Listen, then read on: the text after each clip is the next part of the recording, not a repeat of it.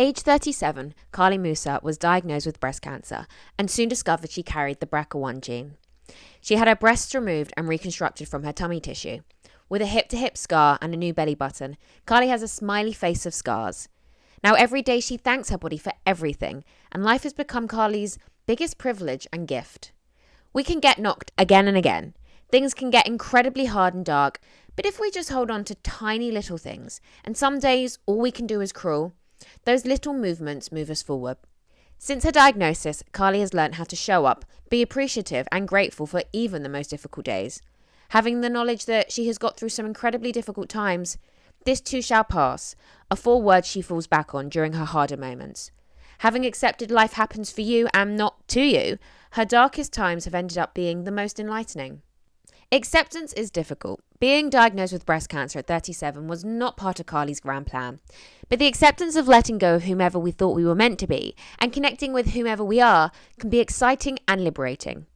Carly's past is all stories she has about herself. And now she can be whomever she wants to be, starting today. So today's episode, I'm with Carly. How are you? I'm good. How are you? I'm good, thank you. I'm good. I'm glad we can do this in person. I know. Very happy that we got this sorted and we're here today. Exactly. Yeah, it's going to be a good chat. Exactly. So the floor is over to you. So wherever you want to start. Where should I start? So I guess the whole premise of this podcast is kind of about getting back up and getting through some difficult times. And I guess we've connected through me having breast cancer. Would I say, is that correct? Yeah. I mean, there's been quite a few difficult times before that, but that was for me probably the most transformative time, and where I kind of share via social media messages of kind of hope and I guess resilience. So for me, breast cancer has always just been part of my life. I think similar. You've got some breast cancer in your family too. Yes. So when that is, I grew up. I was born maybe a few years after my mum's mum had died from breast cancer, from secondary breast cancer. So I never knew her, and I just grew up knowing that she wasn't with us. And I guess I don't even know what age it was that I found out it was breast cancer that she died from. But I guess definitely in my teenage years, it was something that was talked about more and more. And then when I was 22, my mum was diagnosed with primary breast cancer. She was 54 at the time. So we were kind of thrust into that world. And it was weird, I think, the day she was diagnosed and she told me and my younger sister at the same time, I genuinely felt like there was a thought that just went, oh, so this is happening. Now this is happening. Like I felt like it had really been part of my life that I'd almost, I don't want to say like I didn't bring it on at all, but as in I was like, okay, I knew this was going to happen and now it's happening and we're going to deal with it. She went through all of her treatment and she was amazing. And then it came back. And so she died of secondary breast cancer in 2010 at 59. And then 10 years later, I was diagnosed. So it's been a lot of breast cancer. And my diagnosis actually came about from carrying the BRCA1 gene mutation from my dad's side, which is like a very peculiar twist of the situation. But I think from a kind of perspective of how breast cancer changed me, my message is quite a strong one in that I'd feared it for so long. I'd lived in fear of breast cancer. I'd been there when my mum died. I'd watched her, really suffer, really, really suffer. And I guess I told myself that maybe I was going to get it in my 50s because she'd been that age and her mum had been that age. So I kind of was like, okay, it's hanging over me. And it really was hanging over me. But so when I got it at 37, it was like, oh, okay, this is a twist again, another twist. I was like, this is not how, and it basically just threw open how little we are in control of life, and it was weirdly the most freeing thing.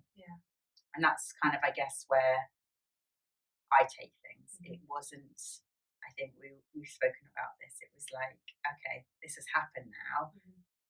How am I going to show up? How am I going to face it? And how am I going to kind of grow from it, really?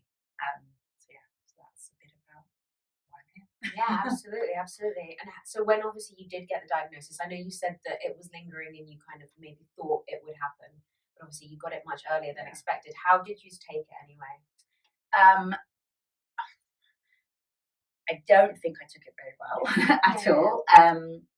I really, really didn't think it was going to be breast cancer. Like I didn't have a lump in my breast. So that's another thing is I really, I think it's so important to spread like breast cancer awareness and symptoms and signs, because there was never a lump to feel in my breast. I had a swelling under my armpit. I was on a chemo ward with my older sister. My older sister is on my dad's side. So she had been diagnosed with ovarian cancer 5 months before my diagnosis.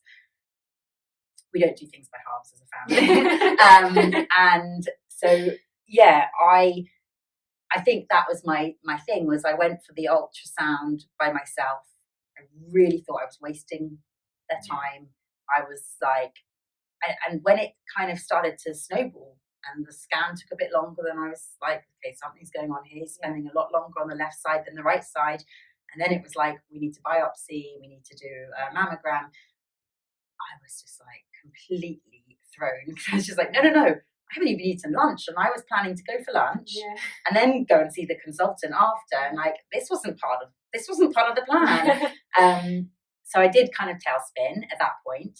And then I saw the consultant, and he really put my mind at ease and kind of said, you know, what's shown up on the ultrasound really would show up in many women your age, and it's likely to be a cyst. I think those are his words. But he basically put my mind at ease and said, we're investigating because of the family history of the BRCA mutation, because it's a bit of a red flag that your lymph nodes are so enlarged, chunky, I think he called them. And so I kind of walked away from that being like, okay, I was all stitched up from the biopsies. He biopsied my underarm and my breast. And so I kind of like was sore, but I went for lunch at dinner with girlfriends. Just thought, well, he's convinced me it's not going to be anything. Whether that was a coping mechanism or not, I don't know. But I really, truly was just like, because I remember like my husband and my best friend and feeling like their expressions looked like they were scared. I wasn't. I slept really well. So in a way, maybe that was a good thing, because I didn't have any of the scan anxiety that I've since had since my diagnosis. It was very much just like, okay, they're just doing procedure and it's all going to be fine. So so when he called me, because he actually said to me, I think he was so convinced it was going to be okay, he said, I'll call you when I get the results. So I was in Brent Cross Shopping Centre, got this phone call, and like, it's no one can prepare you for it. It really is that. It's that kind of slow motion thing. It's that nothing makes sense. He could have been talking, I don't know, like a completely foreign language. It was just not going through. It was just like, I even think I might have like, you just gone to the floor, just your legs just give way. So it really is that kind of, what you see in the movies. That's probably the only thing that is accurate, is like when you get really like devastating news, you do kind of, your body just goes like, oh God, protect you. And then weirdly, I was there, it was the day before my daughter's 4th birthday, and I was with my best friend, and I needed to buy batteries. And so after it was like, wipe the tears, like, okay, I haven't even told my husband yet, but I need batteries. So you kind of, and it is interesting now, having kind of done a lot of healing work and a lot of therapy and things, to look at it from that perspective and go like, oh God, like I was really in survival mode at that moment. That was like,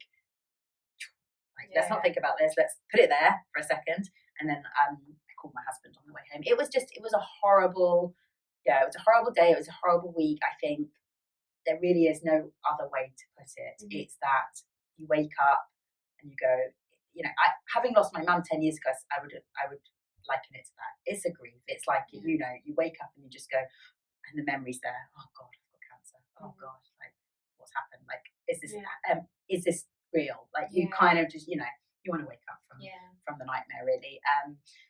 But then I would say that you're just totally taken into the whole world of medical appointments, and I don't even know when the shift is, but you suddenly, you start to sleep a bit better again, and you start to, as human beings, we are amazing what we can kind of face, go through, process, and it is that you just need that time to, to go through the motions. You can't rush that. Yeah, and I think that's the thing is, it's like with anything, and not anything in life, but a lot of things in life, out of nowhere, it just hits you one day. Life just throws you a curveball. You say there you were going to lunch, and you went to have a scan, and just the curveball hits, and it was just like, no, we're not actually in control of anything whatsoever. And my life before that, had had quite a few of these curveballs, so it's not even like I wasn't that I've had a lot of therapy in my lifetime. I've spoken about it. We've got some of my siblings have had like mental health issues in the past, and there's been some really traumatic times there, and so I've kind of had that experience of this. So also I think that did help in this moment of me being like, okay, I've had this anxious feeling before. I've woken up panicking. Like, I know this is going to pass, and I know that it's going to be okay again. And actually, when my mum died, I was sent the phrase, "This too shall pass," and that since then has always been like the 4 words I do fall back on. And I think in those moments, they just helped me in that moment. I was like, okay, this will pass. Like, I'm not always going to feel like this. It's temporary. So it was like the foundations of it were there to help me with this next kind of, I don't know, whatever game of Jumanji we're playing. It's a weird one. It's a weird one, I know. It is a weird one. I think that you're right in the sense that whatever you're feeling today, whatever it might be, as long as you hope and you believe like it will pass. And obviously I know people going through, some really terrible things, but it does pass, or there are days of at least some hope. There are glimmers of hope or light in some of the darkest of times, incredibly enough. I would say that it's my darkest times that have actually ended up being the most enlightening. So I wouldn't wish they'd happened, but I have really accepted that they have, and that I think it was Tony Robbins that might have said, like, life happens for you, not to you. And that has been like my thing, is that, okay, a lot of this stuff, like, I don't see many other families like having all of this, like 2 cancer diagnoses, like, suicide attempts, all of this stuff. I'm like, it's a lot for us, but I have to have that mentality of there's there's going to be growth, there's going to be hope, there's going to be healing, there's going to be helping another person. And that really is, I think, what this life is about. It really is, like, sharing stories, providing that glimmer of light for somebody that can't see it. And I know I went looking for it when I was diagnosed, and those people I hold so dear to me still, like, especially in those early days. I had some friends in the community already, and I reached out to them, and their advice and their words, and just even hearing, like, you're going to get through, like, what lies ahead, like, simple stuff. It's not I will forever speak to anyone that's diagnosed, anyone that needs to hear those words, like, I'll say them. You're going to get through it. I think that's the thing as well. It's like, you do sit there and you think, why is this happening to me? It's not happening to them or them or them or them or them or them. Like, why is it happening to me? But I think that's, like you said, it's usually after we get through it, or maybe while we're still going through it, when we start to see, actually, oh, wait a minute, this is why this is happening to me. There's going to be a lesson somewhere in it. There's going to be a way for us to heal further or deeper or connect in. Like, my cancer for me was probably the most open experience I've had. It stripped me entirely of what I thought I was about, and actually in so many ways. And then the world locked down, so even more so. I was like, okay, now I'm like stripped entirely, and I got no network of distractions or anything like that. And so you go inward, and that is where, for me, my like ultimate healing came from.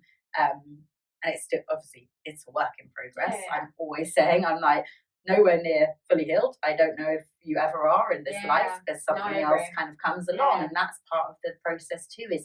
It's more about an innate knowing that whatever life is going to throw our way, and there's going to be so many things, it's knowing that we're going to be able to get through it, and we're going to have that kind of inner strength to face it. And I take that from all the experiences. That's what I just hold on to. Yeah, I think a lot of people, not actually a lot of people, I think everyone is a lot stronger than they think.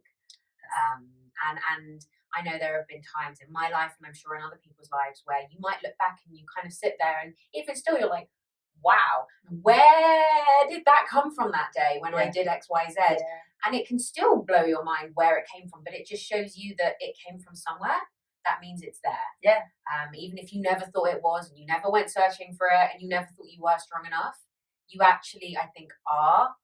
It's just, you don't always know it or see it. And sometimes, unfortunately, it does take huge, sometimes negative things for it to come out. But sometimes when it does come out, it's like, okay, wait a minute. Well, that's it, I think. And that is the thing.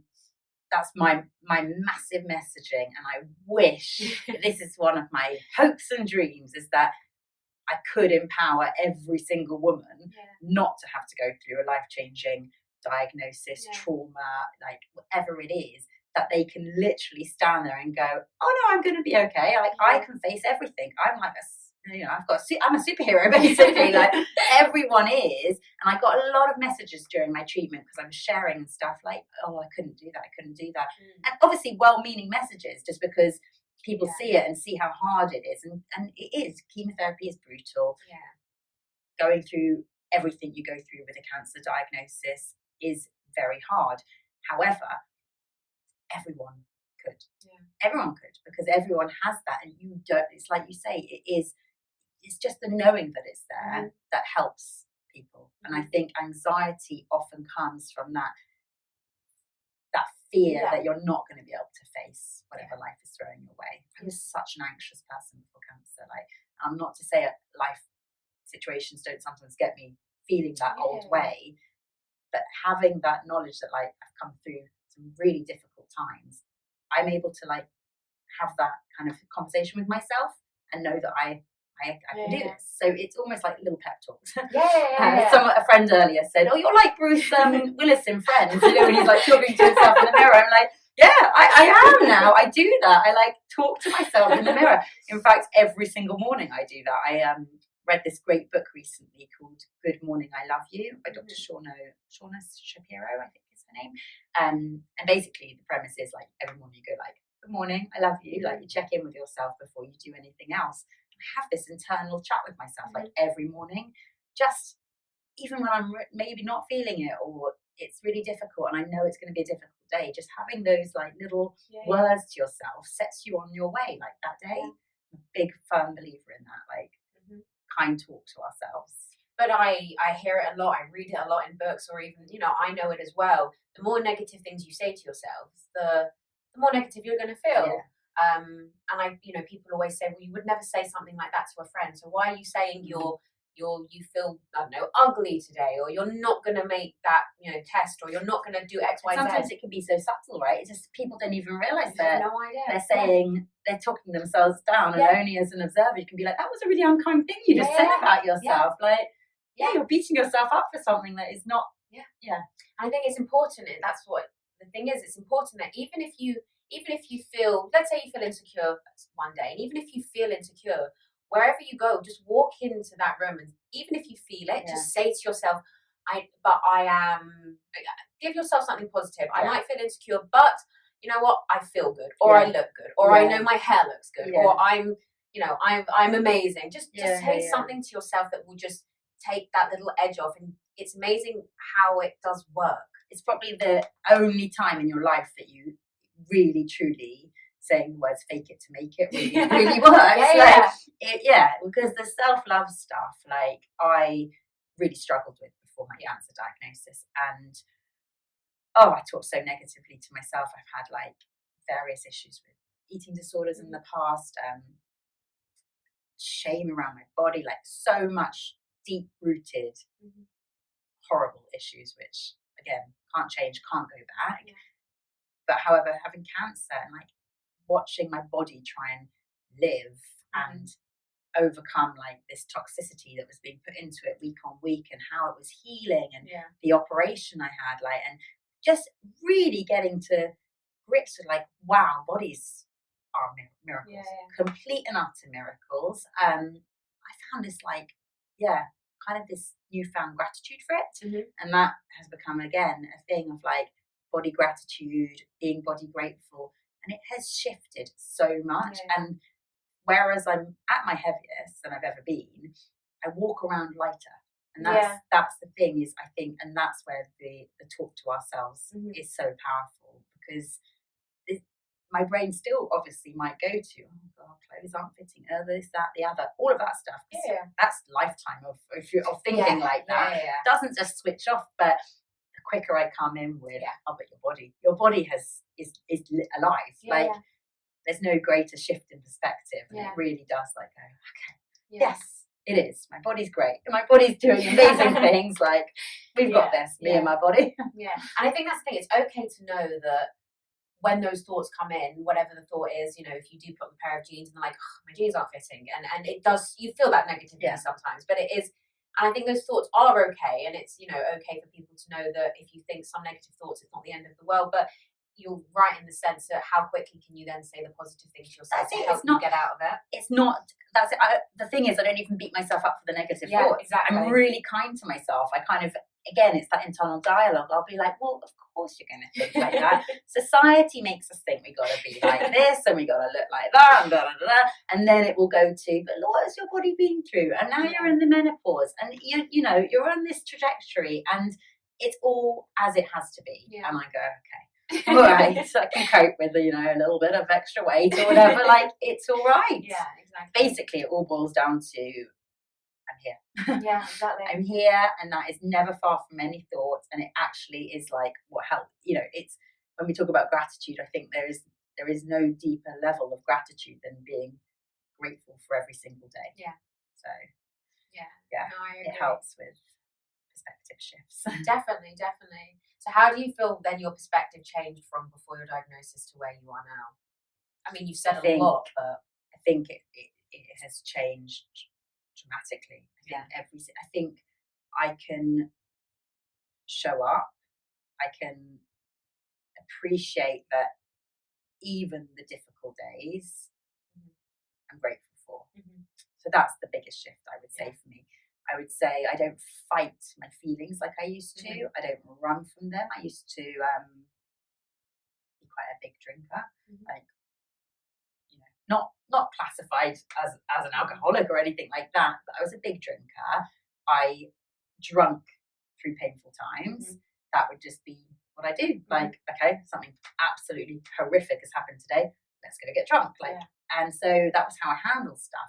I wasn't really handling it. You know, sitting there with my cancer treatment or with my cancer diagnosis, a little bit extreme, but the day I was diagnosed, I was like, I'm not drinking anymore. Because like being such a heavy drinker, I was like, and my older sister had changed a bit of her diet around. And she was doing well. She was responding to the chemo. I think, again, it's trying to hold on to any control possible in the most out of control time. I was like, what can I do? What can I do today? I've got young kids and I really want to do everything in my power to be okay.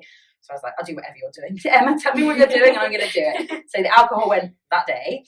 And again, it was that thing of, it meant I couldn't run from my feelings. I was like, okay, so this is what real deep sadness feels like. This is what grief feels like. Oh, it's really horrible. Oh, it's making me feel uncomfortable. Okay, let's sit with it. And like, you know, I just changed completely as a person. I embraced meditation, kind of really, at the time I was diagnosed, I was actually doing an abundant challenge with Deepak Chopra, where every day for 21 days you had to kind of do a task that was in a little WhatsApp group that my younger sister has started, and listen to a meditation. And I don't think I'd listened to meditation before that. Maybe the odd dabble here and there, but kind of been a bit like, who's got time for that in this day, like 5-10 minutes. Everyone has time for that, but it's, you know, you don't prioritize it. Anyway, for these 21 days I was doing it every single day, and it carried me through finding my lump, being diagnosed, doing the scans to see if it spread, like the whole thing. Literally the challenge finished the day I found out it hadn't spread further than my lymph nodes. So I was seeing the power of the meditation and how it was quietening that anxiety, how it was allowing me the space to really like find that peace, that it was still there despite all the noise of everything else. So yeah, I think all of that has just led to this transformation and this kind of training to be a coach and to help other women, and just to have that time to kind of pause and allow it and allow the feelings and just know that they will pass and that it's all temporary. And that's what I was going to ask you next then. So where, what are you doing now then with regards to helping people? Because you are. I mean, again, this is something that we were both talking about, wasn't it? That I've always liked to help people. I did psychology as a degree. But when I finished my degree, I really couldn't have thought of anything worse than studying further, because for various reasons, but also because I felt like I was living, like my younger brother was very unwell at the time, with very like severe mental illness, and it was just like I don't think I can do further study, even though my gut was like, I want to be a therapist, I really want to help. And my mum's nickname for me had always been Caring Carly. Like, I think I was, maybe this is where the eating disorder stuff had come from in my teens, was I was so good at giving friends advice and being like cheering them on, really just terrible to myself. Like, I guess was at bottom of the pile when it came to self-love, self-compassion, any of that jazz. So I think that through going through this and then sharing and then realizing that actually my natural way of being, which I don't think I'd ever really given myself credit for, is that I am quite a positive person and I can face things, and I'm aware of my strength. All of that stuff that had happened before that had led to the anxiety or the low self-esteem, all of this stuff was like, oh God, cancer, this is here to move me forward, to propel me in a different way. So I really just have gone down that path. I really want to help people. If I see someone that is a bit like how I used to be, like old me, before cancer me, BC, I'm like, oh, come on, like there's just like 1 degree to get to stepping outside of our fears or embracing who you really want to be or how you really want to show up. So I think that is where I really want to help people. So I've trained as a coach. I always play around with, should I do some therapy training now? Like, I've got my psychology degree. So I think in any way, shape or form, it's about giving back. And I think I do believe that that's what life is about, is connection. It's sharing our stories. It's helping another person. But also at the same time, you kind of help yourself. Yeah. I think it's Stephen said it, one of my favourite podcasters to listen to. He said he started his podcast because it was a way for him to have the conversations that he wanted to have to help himself too. And I think we kind of all are doing that as well. Like, we're navigating into fields that are of interest, you know, having the conversations we want to have, like looking at different ways to heal and different ways to have these life-affirming moments. So well, I agree, because that's the thing is, when I speak to people, I learn something new for myself. So yes, obviously I'm helping, I hope I'm helping other people and obviously sharing other people's stories. But I then realise when I speak to people, I come away and I'm like, oh, there's something new for me to work on, or something new for me to understand. And I love that as well. And I think that is what you're saying about the sharing of the stories, because, we sit here today and we're sharing our stories together, and obviously we're sharing your story, but it's amazing how much, even the smallest thing that you can take from someone else's story, that can move you forward. But you're right in the sense as well, when you say about that 1 degree of getting to your comfort zone, or getting out of your comfort zone, or getting away from fear, but that 1 degree, even though it's tiny, teeny tiny, is one of the hardest things to shift, to go, actually, I'm going to face X today, or I'm going to do Y today. Doing that thing that takes you out of your comfort zone is is the scariest thing ever. But when you do it, it's amazing what you can see, how life opens up after you do it.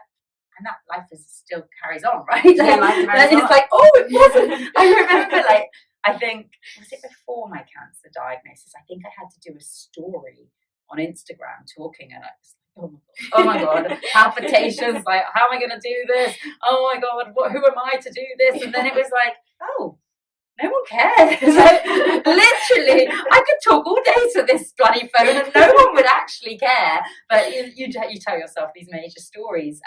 But yeah, it is exactly that it can be really hard to see yourself stepping into a different space, or like, for me, yeah, again, it goes back to the cancer thing. Before cancer, I had a life coach who's now one of my closest friends, and the goals with her were, on a personal level, to love my body, and on a business level, I wanted to write a book. I've always wanted to write.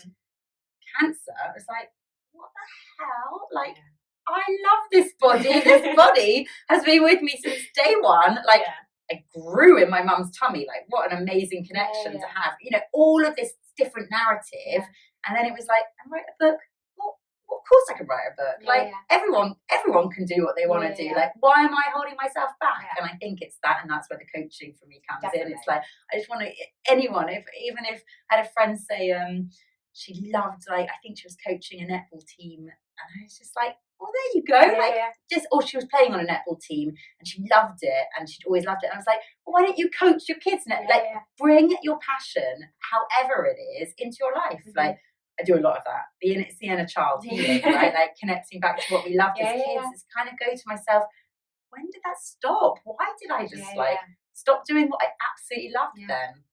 Teenage years, they're tricky. You kind of all goes, like, it becomes all about social and but that's the thing as well, isn't it? It's when maybe the things you like to do or what you're passionate about to do, maybe if they're maybe quirky or they're classified as, in inverted commas, weird, which they're usually not, but that's when people do hold themselves back because they're too scared to do, you know, things that maybe aren't the social norm or you're not seeing on social media.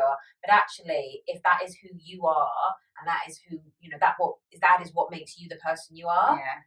To be authentically who you are. I know. It all comes down to fear, doesn't it? Oh, and how our ego just gets in the way of everything and makes us like, be as small as possible because that's safe. Like, this feels familiar, that's safe. And it's like, it can be safe to do the other things too.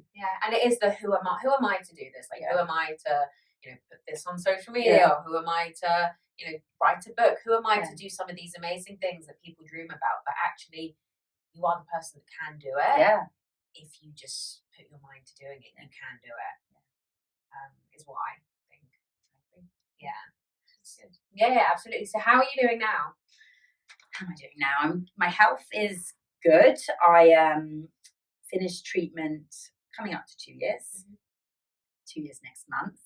And so I probably have some scans coming up. It's like, I'm in this funny kind of place where it becomes so free, the diary, with nothing cancer related, and then suddenly it's like, oh no, that world still exists. And it's like, okay, take myself back into that world.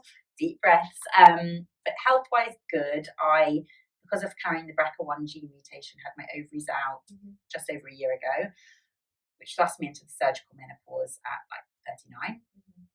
It's not ideal, but you know, you move. And actually, I've been weirdly pleasantly surprised by that because I think there's a lot of negative talk around the menopause, and I know a lot of women really do struggle, but I had so much anxiety and fear going into that operation that I was going to struggle. I can't have an HRT because of my diagnosis. Like, you know, how am I going to be?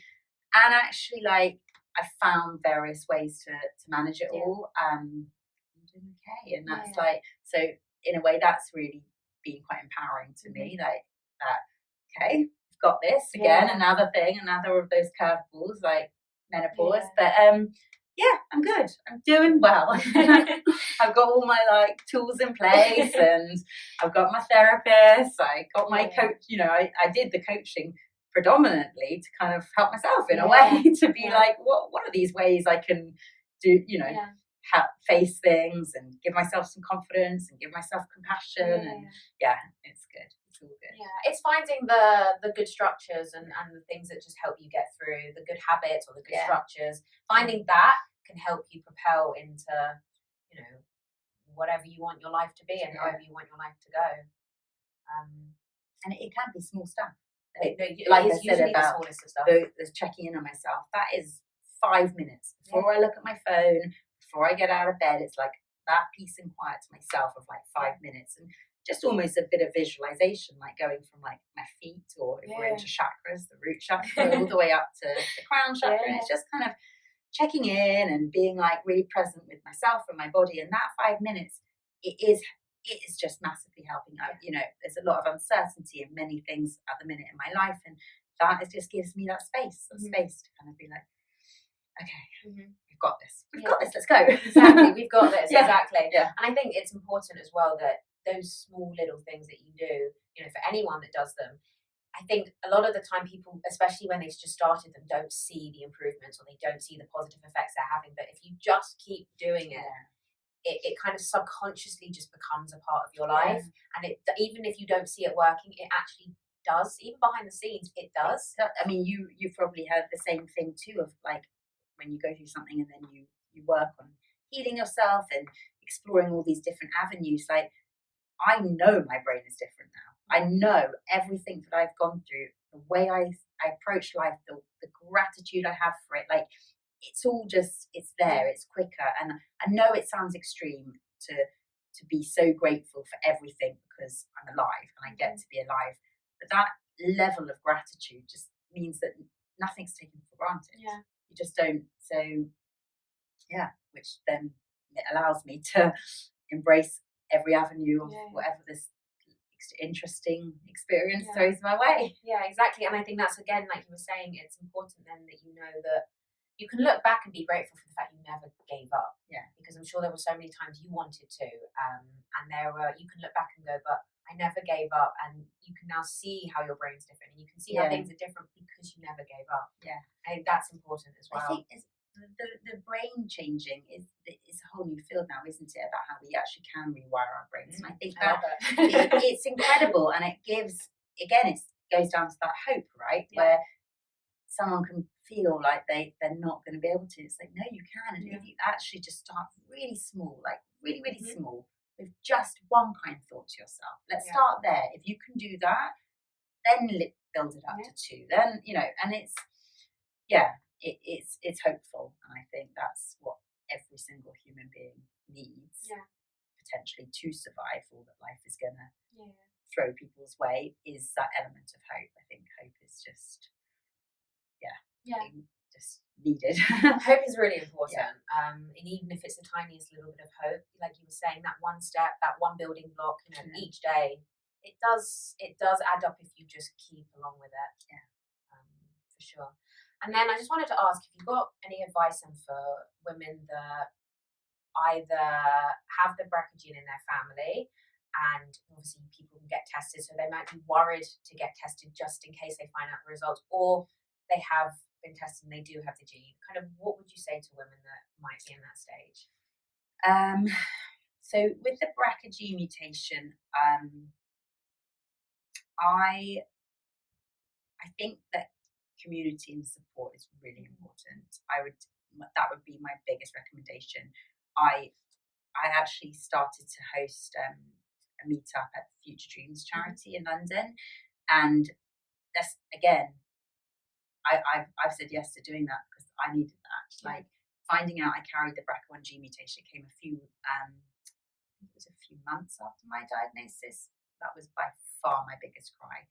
That was like, oh my God, my kids might have this. Oh my God. Like, my brain just went straight to that, and straight to all of, you know, the many decisions, to the fact that I would potentially have to have my ovaries out before I had a third child, and that had always been a hope. And, you know, so finding out you've got that, and obviously people finding out they have got the gene mutation before getting a cancer diagnosis, brings with it so many big conversations, and they are big conversations. And I think having those conversations with people that understand, it just helps ginormously. So yes, that would be my biggest tip. And there are some amazing people out there. There's a lovely girl, Kristen. She set up a charity called BRCA Chat. So there's loads of spaces out there, and I think it's this thing, isn't it? We live in a world. Before I got diagnosed, I was in like the mummy bloggery world a bit more, because of the business that my husband runs and I was kind of helping out with. And that's a whole world, and there's loads going on there. And then it's like I got diagnosed, opened me up to this world of incredible people that you can connect with and share. And I think with anything you face, there's people out there that are sharing, that are providing hope, that are being vulnerable, honest, you know, authentic, all of those things. Find your people. It is, you know, we are, yes, we have, I always say, like, hero is within you. Like, we can face this stuff. But oh my goodness, support helps massively as well. Like, you're not alone. So I think that's the important thing is to know you're not alone. And I think it really does help, because obviously when unfortunately things happen, is you do become very isolated, or you do get into your head a lot, and you feel very lonely. But that's the ironic thing, is there's actually so many people out there who are maybe going through the same or similar. So it is definitely to know that you're not alone. And then I wanted to also ask them, for women that obviously do have breast cancer and they haven't got a glimmer of hope yet, and they're at that stage where they just, you know, it's just darkness at the moment. What would you say to them? I kind of often, I guess, say like that other people can become that hope. So when I was in that moment, it was other people that were my hope. I just looked to them. There was one friend who I reached out to, and I remember it was around Christmas time. Oh, I've got goosebumps thinking about it. And she was just like, you know, I've just put my bell on the tree that I rung at my last chemo. And she said, you'll be putting your bell on your tree next year. And, you know, it's little things like that you just go, yeah, I'm going to bank that. Like that I'm going to hold tight to. So if someone feels hopeless, then just look to somebody else that's there going like, I'm here, I'm through. It's hard, it's dark, it's so many times you'll just feel so pushed. It's being pushed, I think, physically, like you would face like your physical trauma and stuff, like that physical thing, you're drained, you're exhausted, it then affects you mentally. They all go hand in hand, like you're being pushed, the universe is testing you massively, right? It's going like, here we go, I'm going to knock you, and I'm going to knock you again, and you feel like, oh my God, I'm battered. And it then is that thing of just holding on to tiny little things. And I always say, like, especially when it comes to treatment and getting through it, like, even if you're crawling, just, it's that little movements. You're getting there. You are moving towards, you know, and that's all we can do at times. Absolutely. Crawl. Well, you're right. It is, sometimes you just have to crawl. And it is finding even the tiniest little things, like you said, just to, I think waking up every day, you are, you know, that is strength. And waking up every day, even if you don't see it, that is hope. Because you're getting up. And it's another day.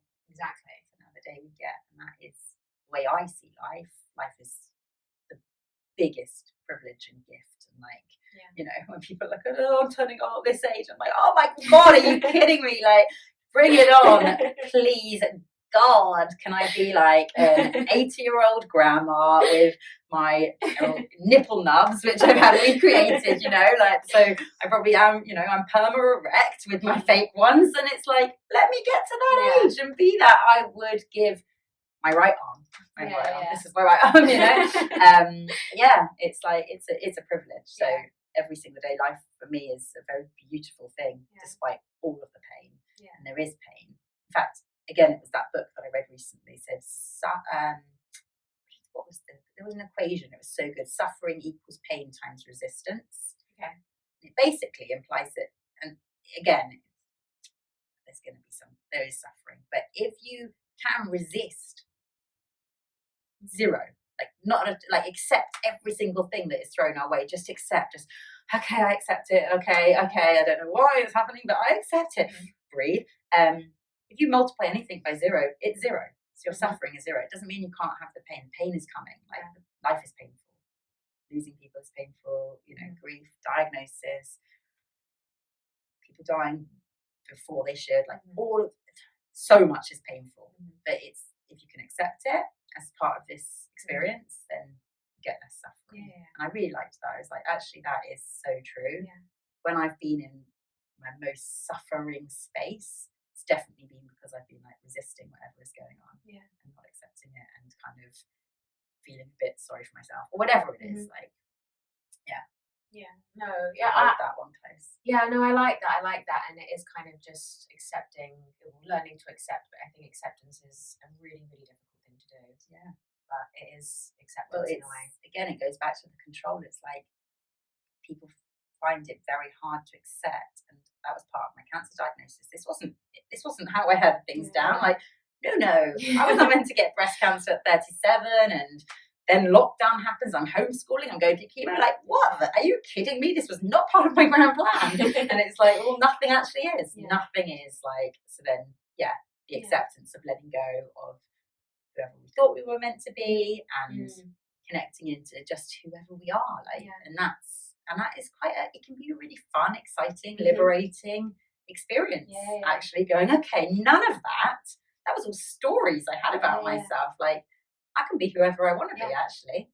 I think that is the nail on the head. You can be whoever you want to be, and we all have a picture, maybe whether it was 10 years ago, 5 years ago, or a year ago, even a month ago, of the person we thought we wanted to be. And unfortunately, life sometimes throws that major, plenty of them, but sometimes that one major curveball which takes you so off the track, so off the path, and it's like, okay, this isn't anyone I thought I was. You just got to be who you are today.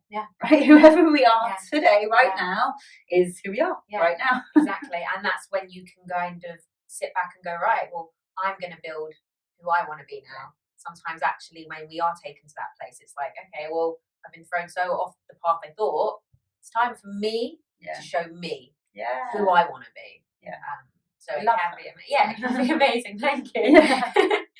And I just wanted to ask, did you have a mastectomy? I had a double mastectomy, reconstruction with my tummy tissue. I'm quite vocal about it. I call them my tummy tits. And lymph node removed, and ovaries out. I have a smiley face of scars. If you have your tummy tissue as your reconstruction as opposed to implants, you kind of have a hip-to-hip scar. And they rebuild your belly button as well, because they can't take so much away, so they kind of pull it down, stretch it down. My smiley face of scars. But how was that then, obviously, when you see the scars, because obviously when people see scars on their body, men and women, when people see scars on their body, it's, again, a mind-altering, because it's your physical, you suddenly physically are not who you used to be looking in the mirror. How did that?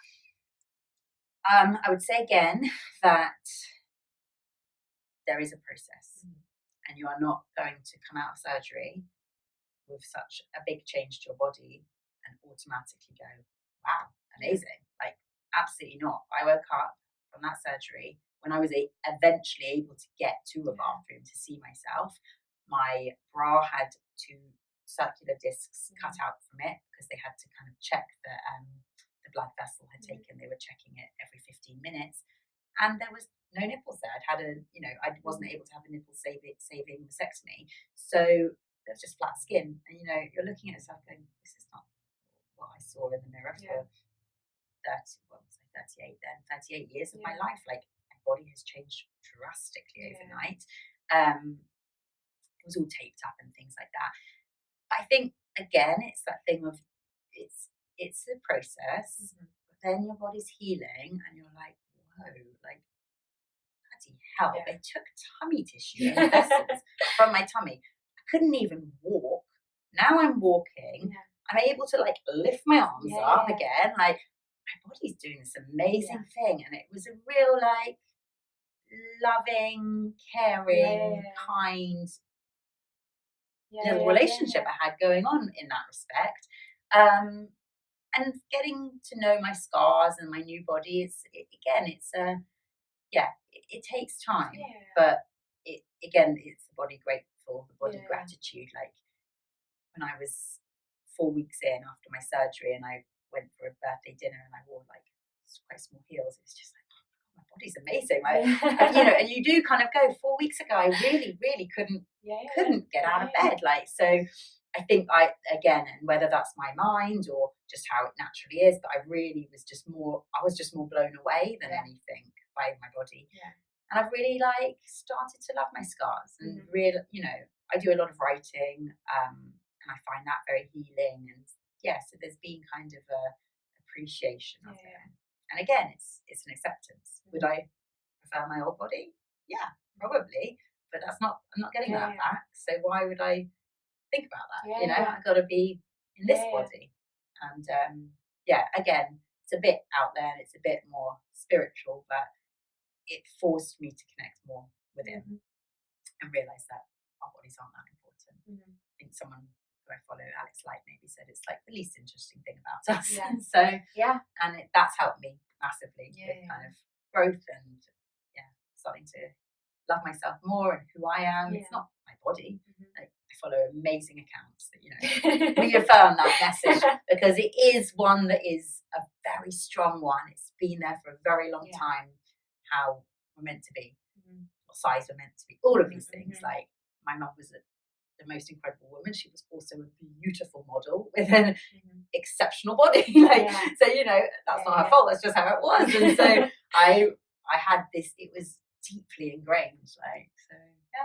But bodies are amazing. And anyone facing that surgery, just hold on. Like, it is. I can't think of another word other than brutal. It really is brutal. Like, it's sliced. It's a bit like a slice apart. Cut up, placed back in. Like, you feel really like you've really been in the wars. And now I'm like, absolutely fine. I was jumping off boats and roller skating. I think I was rollerblading 6 weeks in, so that's good for somebody to hear. Like, absolutely. Got to have those goals, that goal mindset. And I like when you said about the heels, because I remember when I first wore heels again, and I was blown away. I was like, wow, like, I can wear heels. I know it's not a big thing, especially for everyone, but it's not even a big thing for me, but it was a big thing. But it is a big thing, because when you haven't been able to walk, and you are in whatever, even if you're in a boot or a cast or whatever it is, or, taped up and put back together, it is a big deal. It all is a big deal. Walking straight for me was a big deal. I was walking like this for ages, because, it all becomes like tick, tick, tick. Exactly. Like, and that's I think a very positive way to approach something, is with those goals in mind, Yeah, absolutely. And you're right in the sense that our bodies are amazing. What our bodies do internally, it's beyond me. It is amazing. I truly, truly every day thank my body. That is just part, again, it's that kind of check-in with myself, but thank my body. Thank it for everything. Absolutely. We're friends now. Good. But that's the thing. It's like what I was saying before. It's like the self-talk, but also it's your body as well. It's, you can be friends with yourself and love yourself, but your body as well. Not just who you are and what you see looking at your face and inside, but your body. Learning to love your body is really important. So you've only got one. Exactly. So I agree. Is there anything else that you wanted to discuss today? I don't think so. Is there anything else I want to discuss today whilst we're here? Just that I think that what you're doing is amazing, and I think it's such an important platform and space, and to share these stories of hope. And I think it's about empowering one another. And if anyone's listening today that goes away and goes, okay, I feel a little bit more like I can face whatever life is throwing my way today, then we've done a great job. Exactly. So thank you very much. I appreciate Thank you for having me. Thank you for coming. It's been a pleasure. Loved it.